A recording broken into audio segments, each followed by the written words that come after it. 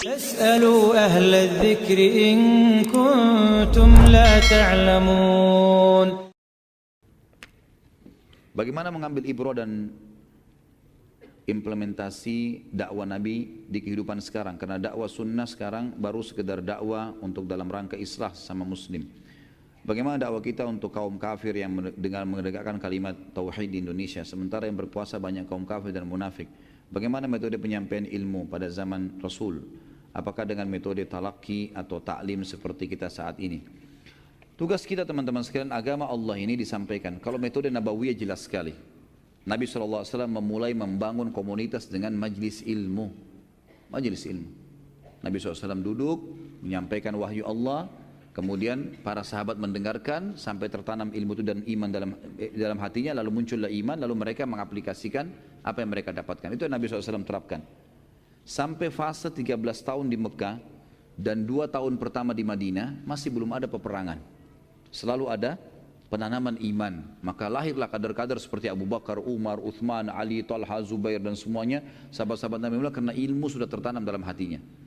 Kalau saya pribadi melihat sekarang Indonesia ini kita butuh majelis ilmu yang banyak. Para teman-teman dai lebih gencar menyampaikan ceramah-ceramah mereka, memaksimalkan media-media yang ada, gitu kan? Karena kita sudah terlanjur di Indonesia ini masyarakat tercekoki dengan banyak pemahaman yang tidak jelas. Ya. Mungkin antum sendiri rasakan pada saat sebelum menapati atau mengikuti dakwah sunnah bagaimana penyampaian yang penuh dengan khurafat, banyak segala macam pemahaman yang tidak jelas arahnya, gitu kan? Dan itu banyak sekali. Maka dengan majelis ilmu alhamdulillah terjadi banyak perubahan-perubahan, gitu kan? Terjadi banyak perubahan-perubahan. Ini Allah alam yang saya tahu metode Nabawi yang pertama. Setelah ilmu itu tertanam dengan baik, gitu kan? Barulah kemudian pindah ke tahapan setelahnya, ekspansi ilmu itu, nyebarkan, gitu kan? Setelah tersebar, barulah kemudian Nabi SAW membangun komunitas negara di Madinah pada saat itu ya. Akhirnya Nabi SAW membentuk pemerintahan dan mulailah mengekspansi dengan kekuatan militer, mempertahankan Islam dengan kekuatan militer. Ini yang ada, Allahu a'lam. Jadi saya melihat Indonesia ini sekarang tahap pertama membutuhkan perbaikan ilmu supaya masyarakat sadar tentang kebenaran tauhid. Harusnya itu. Itu yang Allah alam yang saya tahu yang diperlukan ya. Dan saya secara pribadi saya melihat saya terus aja gencot di situ bagaimana saya belajar ilmu, saya baca buku, saya susun materi, saya sampaikan kepada saudara saya muslim. Dan saya pribadi melihat untuk lingkup dakwah saya saja, saya lihat efeknya besar. Alhamdulillah Allah bisa berkahi, sekian banyak orang, hampir setiap hari orang yang WhatsApp ke saya, SMS, membahasakan sudah faham, Alhamdulillah terima kasih dan seterusnya. Kadang-kadang ada yang menangis ketemu dengan saya karena menyampaikan, saya sendiri tidak tahu. Saya bilang, saya cuma menyampaikan ini kuasa Allah. Saya cuma menyampaikan apa yang sebenarnya kalau Allah, kalau Rasul. Jadi saya melihat bekas ilmu besar, gitu kan? Bekas ilmu, dan ini penting sekali. Dan ini adalah metode pertama Nabi SAW. Dan ini juga sudah saya jelaskan pertanyaan kedua tentang masalah metode di zaman Nabi SAW. Tentu saja dengan talaki, ada taklim, ada, berbeda ya. Talaki itu memang dia fokus terus belajar. Ada di antara sahabat begitu, makanya tidak semua sahabat perawi hadis, ya. Tidak semua sahabat merawi hadis. Yang merawi hadis yang memang talaki dari Nabi SAW. Kita sudah tahu beberapa sahabat, ada Abu Hurairah, ada Abdullah bin Mas'ud, Abdullah bin Umar, Abdullah bin Abbas, Abdullah bin Amr bin As, Zaid bin Haritha, Zaid bin Thabit, ya.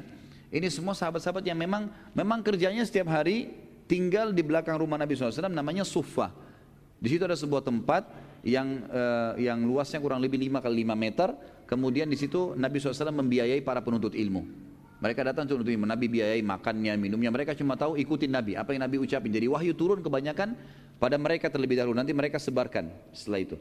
Karena kadang-kadang wahyu ada yang turun di saat Jumat, sehingga semua orang dengar.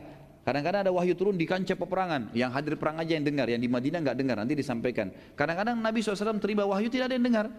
Seperti kasus, kecuali beberapa orang, waktu turun pembebasan Aisyah dari perzinahan, tuduhan Abdullah bin Abi Salul, itu yang dengar firman Allah SWT yang Nabi sampaikan itu dalam surah Al-Ahzab, itu hanya Abu Bakar istri dan Aisyah. Lalu kemudian disebar kepada yang lainnya. Jadi ada memang orang-orang yang duduk bertalaki, memang mempelajari itu. Ada orang yang hadir di taklim, seperti misalnya ada orang yang hanya ketemu dengan Nabi SAW di 5 waktu sholat. Selain itu dia kerja di kebunnya, dia pergi kemana. Ada juga yang ketemu sama Nabi cuma setiap Jumat. Ada yang ketemu sama Nabi SAW kalau Ramadan. Ada yang ketemu pada saat peperangan saja. Ada yang ketemu pada saat haji saja. Ada yang ketemu dengan Nabi SAW itu sekali seumur hidup, syahadat kemudian pulang. Udah nggak ketemu lagi sama Nabi SAW sampai meninggal. Jadi memang berbeda-beda ya. Tapi sistem yang Nabi SAW tekankan adalah sistem yang memang disilakan sekarang dengan talaki ya. Bagaimana beliau sangat menyambut para penuntut ilmu duduk untuk belajar. Ya, duduk belajar dan ambil semua. Dan teman-teman sekalian, jangan buru-buru dalam menuntut ilmu ya. Kata Imam Syafi'i rahimahullah, orang yang tidak bisa sabar ya dengan waktu yang lama menuntut ilmu, maka dia juga ya nanti akan harus sabar dengan kebodohannya. Kalau tidak mau sabar untuk ilmu, nanti dia akan bodoh. Harus sabar.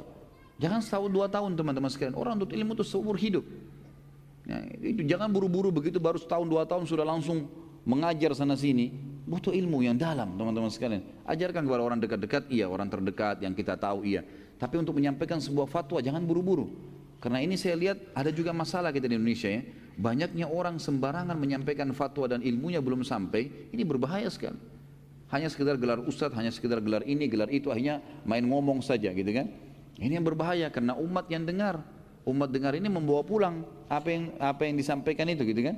Apalagi kayak khutbah Jumat, ada 1.000 orang yang hadir, 2.000 orang yang hadir, ini kan berbahaya sekali. 2.000 orang, satu orang kalau punya 10 kenalan saja, itu sudah 20.000 orang gitu kan. Itu berbahaya sekali, maka ini juga harus, jangan tergesa-gesa teman-teman. Bukan tidak boleh menyampaikan kebenaran, tapi untuk menyampaikan sebuah hukum itu butuh rujukan yang benar ya. Butuh kapasitas ilmu yang cukup insya Allah.